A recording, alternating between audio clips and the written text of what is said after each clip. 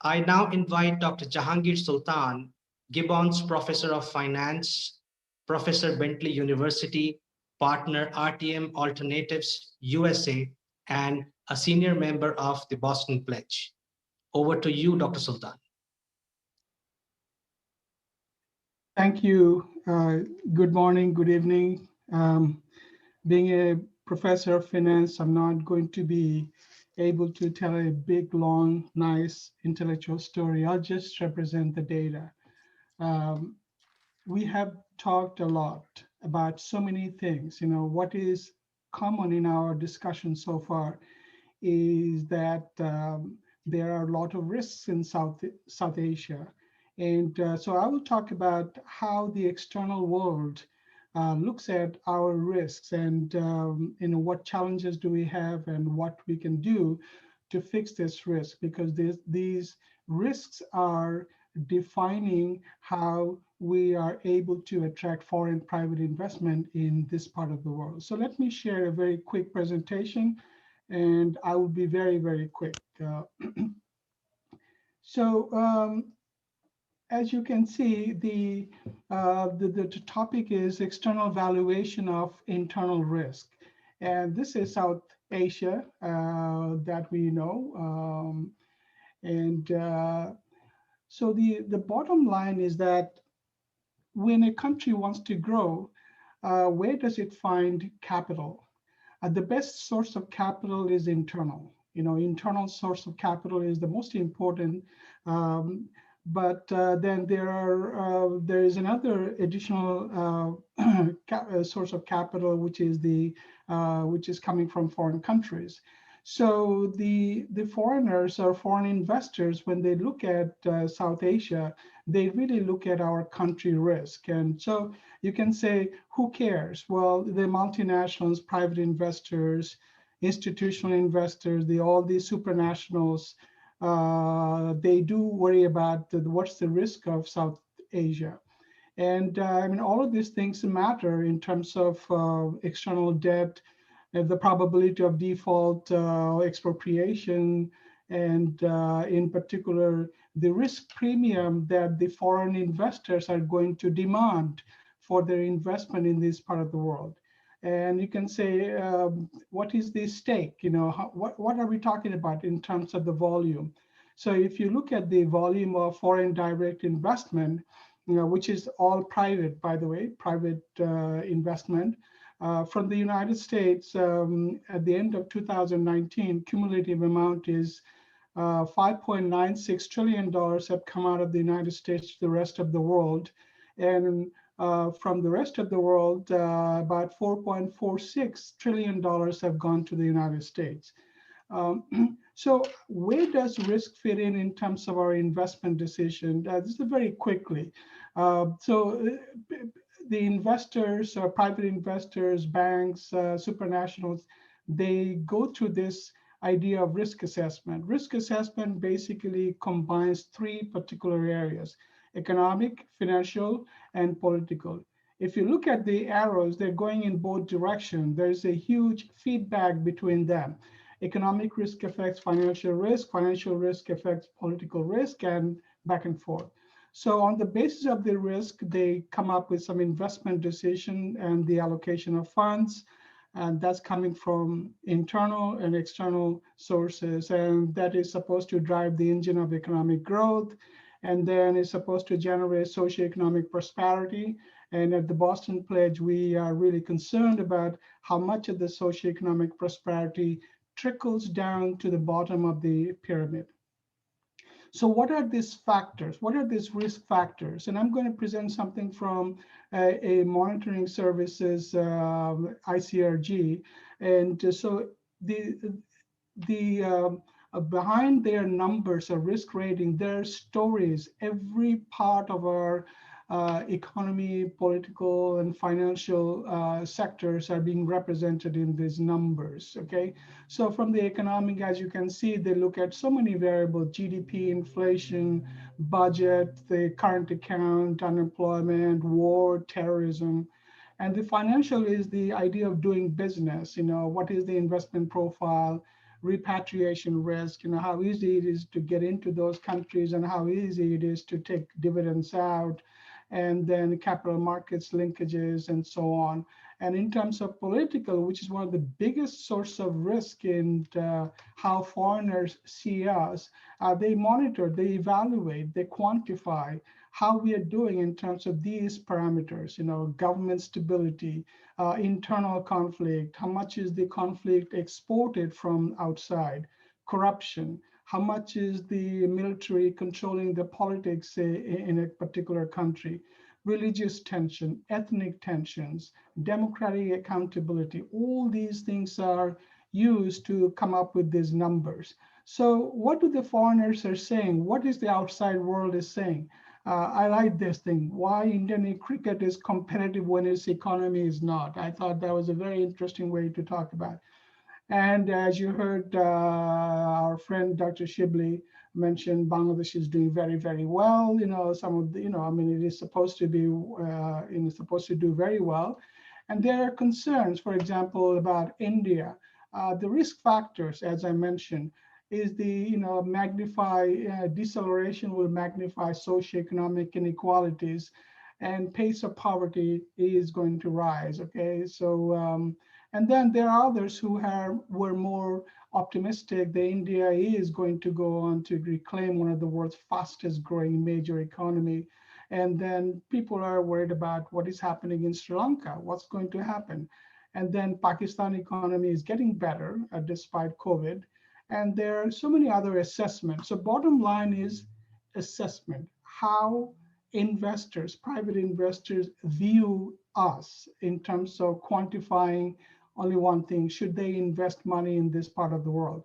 So the idea about is the country risk rating. As you can see, so many people will be doing this rating: S&P, Moody's, Fitch, and AM Best rating. As you can see, Bangladesh, Bhutan, Cambodia, all of these countries are ranked. And I put in Sweden just as a benchmark. You and I may disagree in terms of their biases, their focus, but the facts remain the same, that most of the assessment about our internal risks are not being seen in a very positive manner. So as you can see, Bangladesh's rating in terms of country risk is not that great compared to the other countries, for example. So I'm going to skip through these things very quickly. You can take a look at the economic risk, how they quantified, okay, Bangladesh, India, Pakistan, Sri Lanka, very similar in terms of their economic risk. And their financial risk, you can see that India is doing better, okay, lower is the better, and Bangladesh, Pakistan, Sri Lanka seem to be doing not that great, okay, compared to the other countries. And in terms of political risk, as you can see, Bangladesh, Pakistan, Sri Lanka have a very high political risk compared to India, Japan, for example, as a benchmark. So if you look at the overall risk, there's a storytelling that goes on with the data. The overall, if you combine all of these things, where do we stand? Okay, Bangladesh has a high risk in terms of overall risk, and then Pakistan, Sri Lanka is also in the same category. But if you look at the progression of risk over time, you can see that the red represents South Asia. So we are significantly worse in terms of, in comparison to Southeast Asia and in comparison to Sweden, for example. In terms of attracting foreign direct investment, according to the UNCTAD, this is at the end of 2019. You can see the flow of foreign direct investment to these parts of the world. How are we doing? So in 2019, India attracted 51 billion, Bangladesh 2 billion, Pakistan 2 billion, Sri Lanka $500 million. United States attracted $331 billion foreign direct investment. And so where do we go from here? This is how they value our internal factors to quantify risk. That risk shows up in their investment decision, whether they should be coming to India, Pakistan, Bangladesh, Sri Lanka to build a factory or whatnot. Okay, so overall, foreign investment really depends on country risk. What is our country risk? So what is the task for Dhaka, Delhi, Islamabad, Kathmandu, and Colombo? Mitigate. Internal risk factors must be mitigated.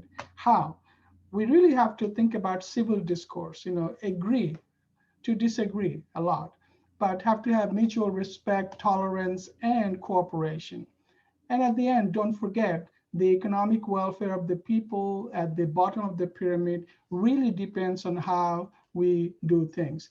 So remember in the beginning, I showed the picture of this map. So let me just improvise this picture a little bit to show the arrows going in both directions. And this is what Dr. Sam Pitroda talked about. These are nothing but hyperconnectivity. That's right. So you cannot live in isolation in this part of the world. You cannot ignore the others. You cannot just become super modern without taking care of or without cooperating with your neighbors, okay? Because the harmony depends on how collectively we survive and grow together. So at the end, the possibilities are really rooted in 7,000 years worth of rich heritage that we have, okay? Possibilities for 1.95 billion people is limitless.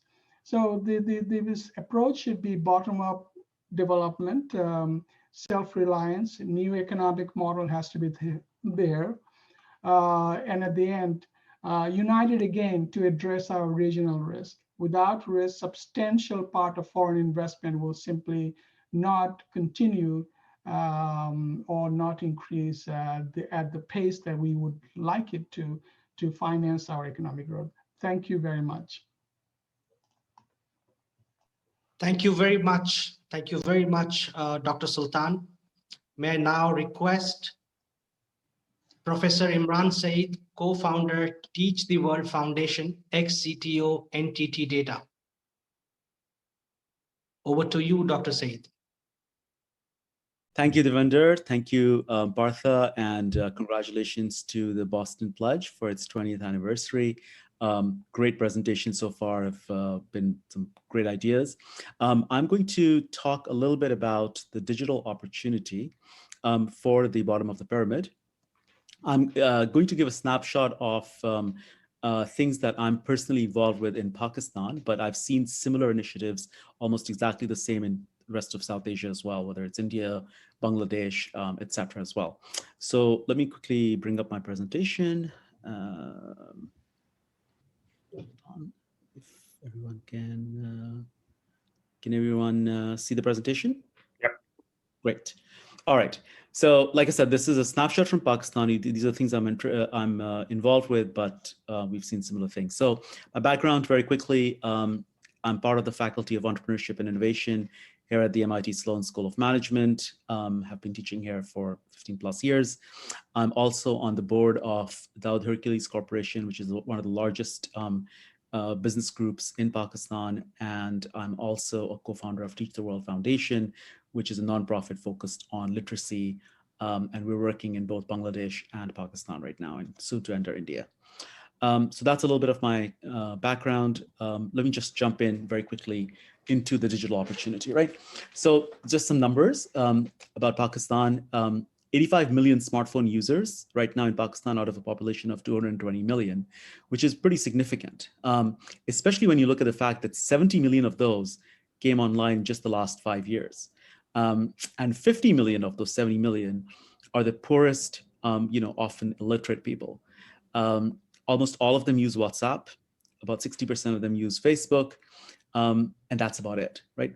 Most don't even know what a browser is. The way that they use digital technology is very different from the way we use it, right? They'll often just make voice notes in their own language, whether it's Sindhi, Punjabi, or whatnot, and just send it over. So we have to be careful of that when we design systems that can help these sorts of folks. So I'll just first talk about the digital innovation in the rural population, right? The reason I bring up rural first is because agriculture still employs 43% of the labor force in Pakistan, and contributes 21% of the GDP of the country, right? So what are we doing in that space? So there's a couple of really interesting initiatives that, like I said, I've been involved with. One is a company called Recult, which was started here at MIT in the Legatum Center. And what they do is that they are a startup. You can see that little screen over here that shows the app.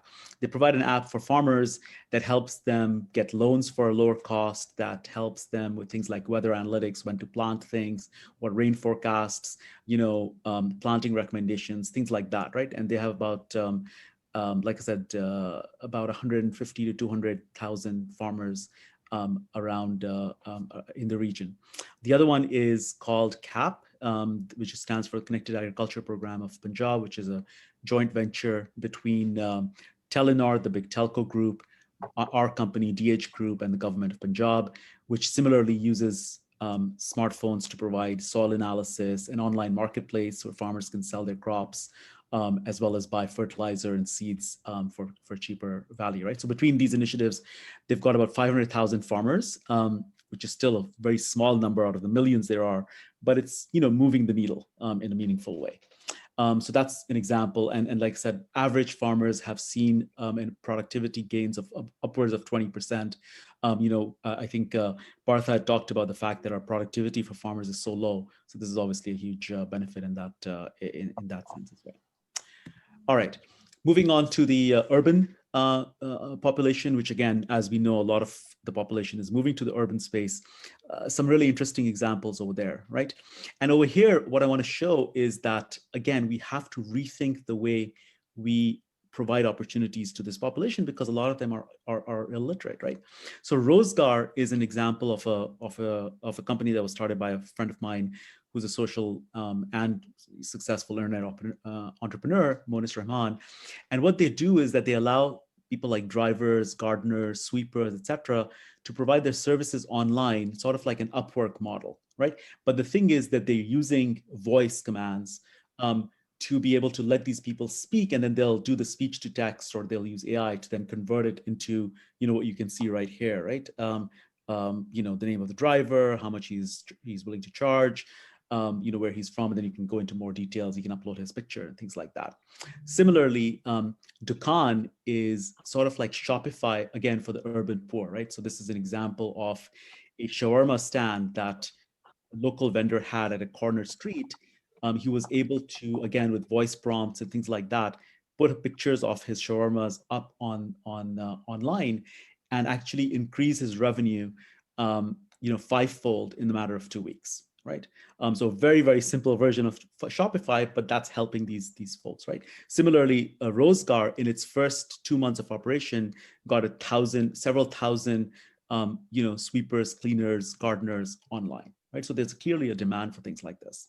A last example is TechCaro, which is basically teaching girls, again, from underprivileged backgrounds, graphics design, basic computer skills, basic English, and then placing them in internships, right? These are things that allow them to, and then also teaching them sort of, resilience and whatnot. So allowing them to get away from the cycle of poverty into an area where they don't necessarily have to have great English or even reading and writing, but they can use their natural artistic abilities, graphics design, for example.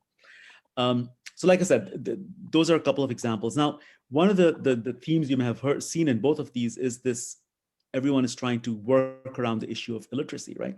So that's where we're focused, Teach the World Foundation. And I'll give you some numbers here. Pakistan has 22.5 million children out of school. It's the second largest in the world.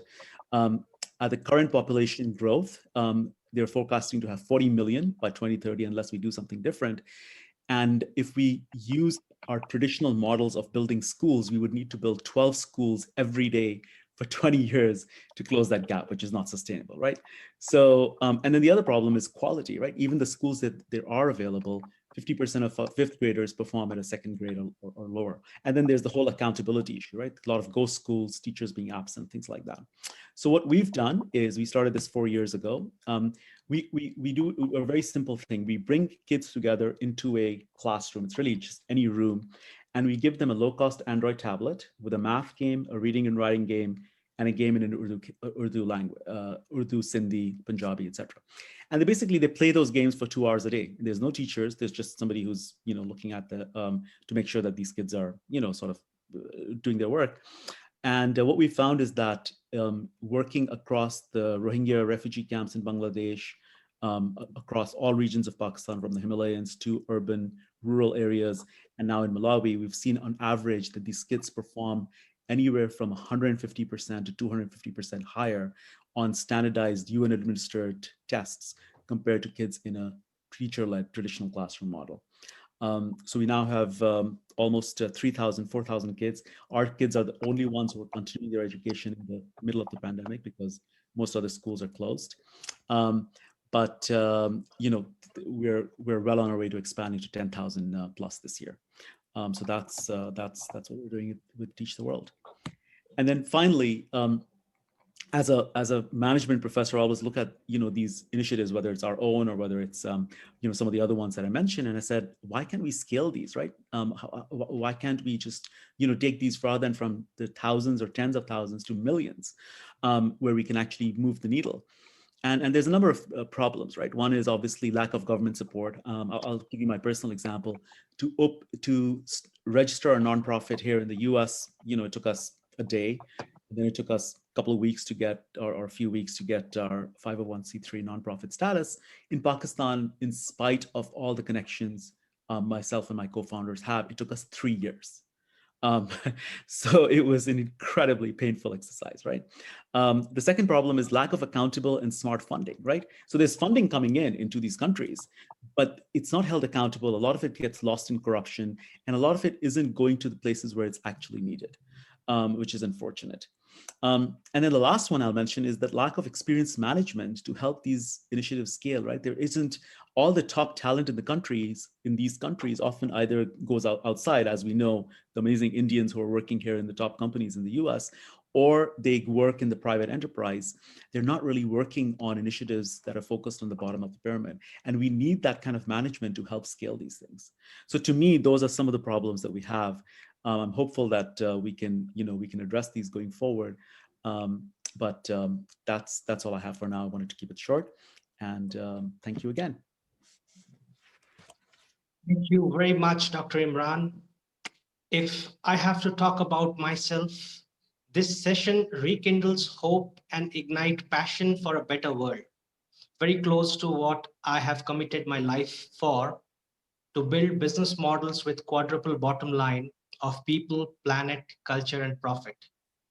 Now, in the August gathering and in the presence of the learned people, I would like to gather some courage and think about how do we all commit ourselves to a better world.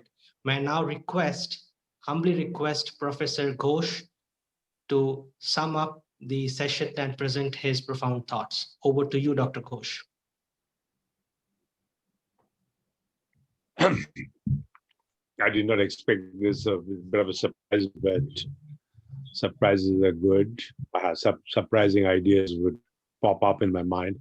But first, I'd like to thank you. I mean, I'm amazed, particularly Imran, with the work that you're doing in Pakistan and Bangladesh. I think we should spread it all over the world, particularly this idea of micro-schooling, because at the end of the day, what I learned today, and as a humble student, right from the first talk from my colleague, Dr. Narang, and then Sam Pitroda, Surjo, and all of you, Dilip, what you're doing, the Dr. Sultan reminding us of the risks, and then Anjum talking about the work she's doing in Sindh. I feel, we are literally got a lot of seeds at work. Seeds are there, the passion is there, the desire is there. And as Imran, you pointed out something very important in the passing, but very important. It takes 3 years to get something done in Pakistan, which can take 3 hours in Boston. Yep. I think that is one of the challenges. And that is very true. Very true. We cannot neglect it. And that's where I feel it goes back to what Sam had to say in the name of hyperconnectivity. All of us had to say the importance of the human capital. Then how do we help our governments to think bigger, think simpler? I feel what is happening is just the opposite. They think small and they think complex. What you cannot do, how many rules you have to obey, and in the process get things done, which takes out the energy. All that the governments have to do, and that's where I wanted to particularly focus in my presentation, the quote unquote, the East Asian approach, the strategic guidance. Government should provide platforms and they should encourage people like Imran to do their things in a way that we could celebrate the world. So that is one message I felt. And Sam has already interacted with me. Sam is very well connected. I'm going to send him the presentation, Sam, which you will receive very soon. And we'll take this to the highest levels of not only in India, but Bangladesh, Pakistan, Sri Lanka. So that is one thing Sam and I, on behalf of Boston Pledge, would commit to. That's point number 2. The point number 3, which I find very interesting, which came out today, is what Dilip here to say, and I think we touched on it in my presentation also, the brand building. To me, brand building not for the sake of brand building in sake of trust. So when you move around the world, people say, he is or she is from South Asia, and that's why this is special. Now, what I hear in Albert Einstein and Toynbee and Max Muller and Romarola, they had a tremendous belief in the quote-unquote Indian heritage or South Asian heritage, whether it's Mohenjo-daro or whether it's Nalanda, where there's, Dhaka, Bikramshila. We had a huge spread of activities. Now, how to resurface that spread, because we believe in it. I think what I noticed that we are not as much believing in what we have, which the Western world has seen. I think we have to resurrect that belief, not as a source of pride, we were great once upon a time. That's not good enough. We have to practice it. And somehow that practice of, I would say, some of the key elements which define the heritage of India is missing in South Asia. I see that in Japan, by the way. When two Japanese individuals come together, they bow down. There's a natural respect. They take off their shoes. They honor the timeliness. Little things that we could do, which actually has its origins in the foothills of Himalayas to the Indian peninsula. Somehow we have given up, maybe because of desire to be westernized, because of influence of external forces. But now time has come to revisit the internal power and in the process create the new world. So those are the 3 takeaways for me. I hope I've summarized it very well, but at least I've tried. But I think these are the 3 very powerful takeaways. But what is encouraging? Lots going on. We should connect the dots. This is just the first, and we should continue. And I'm very confident with all the individuals, Subbarao, who used to work with the Prime Minister, as you heard. I mean, he had many chats with Mr. Manmohan Singh. Of course, Sam Pitroda, he doesn't need an introduction. By the way, I forgot to mention something very important for Sam. I was giving a speech in Portugal. Sam, I never told you this one, in Lisbon. And there were all the VIPs of Portugal and from Europe, because it was the European Union. Imran, you would know the MIT European project. There was a Portugal MIT project. I was very much involved in that one. And after I finished, the first question was, I was surprised that Mr. Ghosh, your speech was great, but do you know Dr. Sam Pitroda?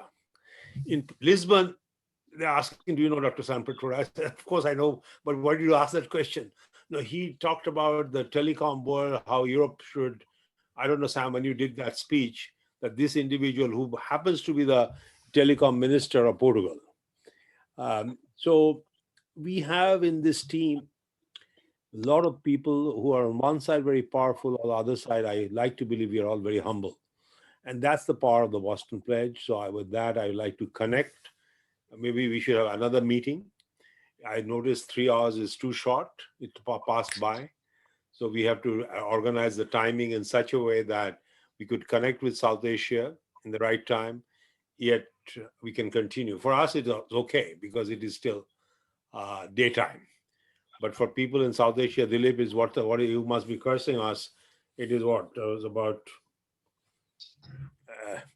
11:30, 11 o'clock? 10:32. 10:32. So I think with that, I'd like to thank all of you for a wonderful journey that we went through on the great birthday of Netaji Subhash Chandra Bose, 124th, launching the 125th year. He was a visionary and he had tremendous courage. He proved to the world that alone you can achieve a lot. He was alone. He was not appointed to go to Germany or Japan. He created his own appointments. So I think with that, I would like to thank, and Anjum, I particularly like to thank you. We need more people like Anjum. Exactly. Here. You just said, oh, Sam, you can read my mind. I was about to say that and you said, Anjum. You know, I would like to say, as the youngest panelist here and the only woman, that it means a lot as a young person and a young professional to be included in this manner by but it is your job to bring more. Veterans. It is your job to bring more. Yes, absolutely. One is not enough. Sam has summarized it much better than I know Sam would say something which has the most power. Sorry. No, I think you did it. That's exactly I was about to say that. Anjum, it's yours. Too many people with gray. Too many people with gray, or as you can see, I got a gray hat. So more of them. We need more of, Iran, and we need more of, all the young people. Absolutely. Maybe Anjum, you want to close the session then? Just last 10 seconds. Yes, thank you so much, Dr. Ghosh. It's been my honor and pleasure to be part of this panel. It's been a great learning opportunity for myself and my colleagues. I've been looking at the comments in the chat box, and I'm really proud to say that we have with us people from our rural communities in the 8 districts of Sindh that we work with. And part of the initiative that my team and I are working on is to make sure that there's intersectional inclusion, which digitization, as Dr. Imran Said pointed out, can provide. People might not have formal education, but that doesn't mean they're stupid. That doesn't mean they don't understand what's going on in the world. And that's something I see firsthand with the rural communities that I meet with. And what we are trying to do now is that we're using digitization to make sure that our communities are at least given the resource to be part of this. Whether they choose to avail it or not is their own decision-making power, but they should be given an equal seat at the table. And I'm very proud to say that there were young people from rural Sindh who connected today and whose comments are there in the chat box, because everyone has phones. People have more phones than I do. So it's wonderful to see. It's a very fabulous sign of what we can accomplish in the future, because as I said in my presentation, our past can't be changed, but our future can be. And that future is going to be built by what we choose to do in our present.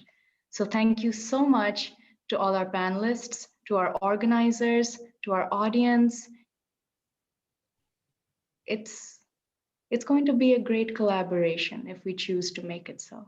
Thank you so much and have a wonderful day. Very difficult. Thank you very much, everybody. Sam, Thanks, Partha. You deserve all the credit. Thank you. Thank you very much. Thank you very much. Thank you very much, folks. Yeah, thank you.